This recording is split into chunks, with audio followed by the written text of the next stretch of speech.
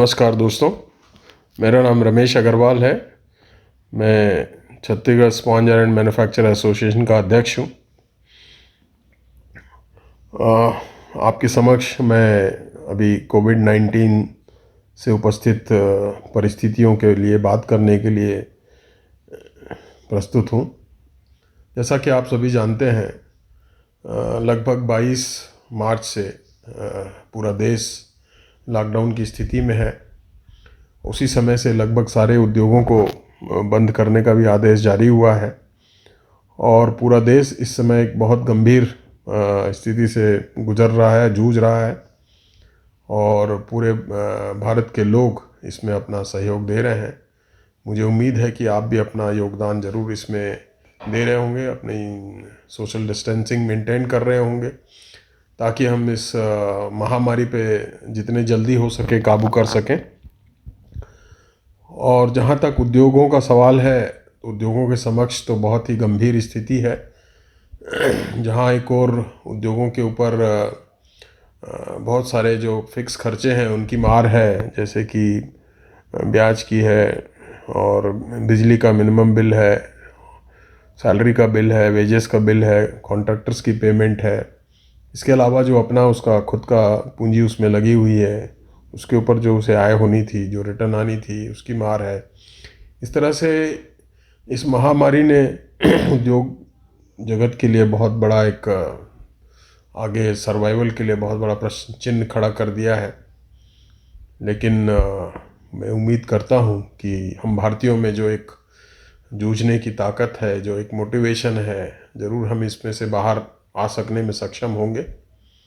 और हम सरकार से भी अपेक्षा करते हैं, न केवल केंद्र सरकार से बल्कि राज्य सरकार से, कि इस बहुत बड़ी समस्या को जूझने में वो हमारी पूरी सहायता करेंगे।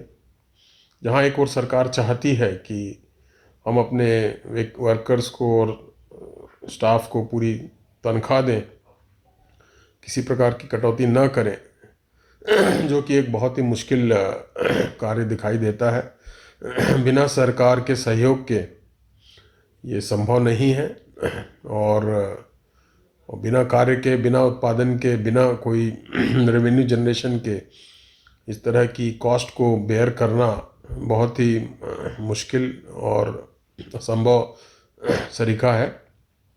इसके लिए सरकार से विभिन्न स्तरों पे बातचीत जारी है और कुछ न कुछ इसका हल निकलेगा। और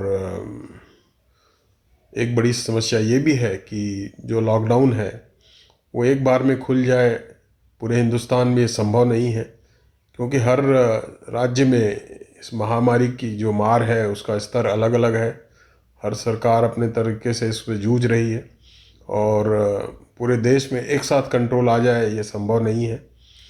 जहाँ तक छत्तीसगढ़ का सवाल है तो यहाँ की सरकार के प्रोएक्टिव एक्शन की वजह से काफ़ी नियंत्रण में है स्थिति, लेकिन सरकारों पे दबाव है कि वो जल्दी से लॉकडाउन को न खोलें, अन्यथा फिर से इसके फैलने का डर बना हुआ है।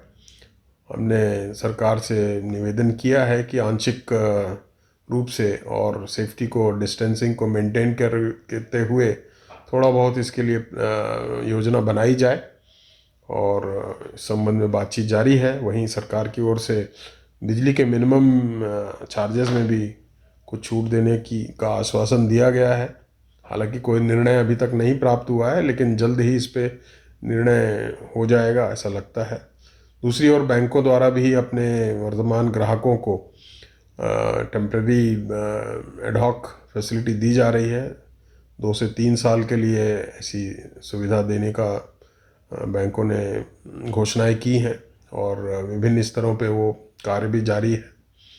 अब सबसे बड़ा जो सवाल बच जाता है वो कर्मचारियों की तनख्वाह का है, जो भी बहुत बड़ा बर्डन है और बिना किसी उत्पादन, बिना किसी रेवेन्यू के, और उसको कैसे पूर्ण किया जाएगा इसके बारे में कुछ सोच नहीं बन पा रही है, क्योंकि पूरा कार्य रुक गया है, पूरा इकोसिस्टम रुक गया है। अगर लॉकआउट सिस्टम कुछ जगह खुल भी जाएगा तो उत्पादन करने के पश्चात माल का परिवहन, माल का विक्रय, माल का जो भी उसके मूल्य की प्राप्ति एक बहुत बड़ा एक सवाल है। और अभी पुराने ही जो लोगों को सप्लाई किए हुए हैं उनके पैसे नहीं आए हुए हैं, तो लिक्विडिटी का क्रंच बहुत बड़ा है। और फिर भी हम उम्मीद करते हैं कि जल्द ही इस महामारी पे भारत में नियंत्रण पाया जा सकेगा और हम लोग फिर से पूर्ण गति से और पूर्ण विश्वास के साथ इस काम में पुनः देश के विकास में अपना योगदान दे सकेंगे। नमस्कार।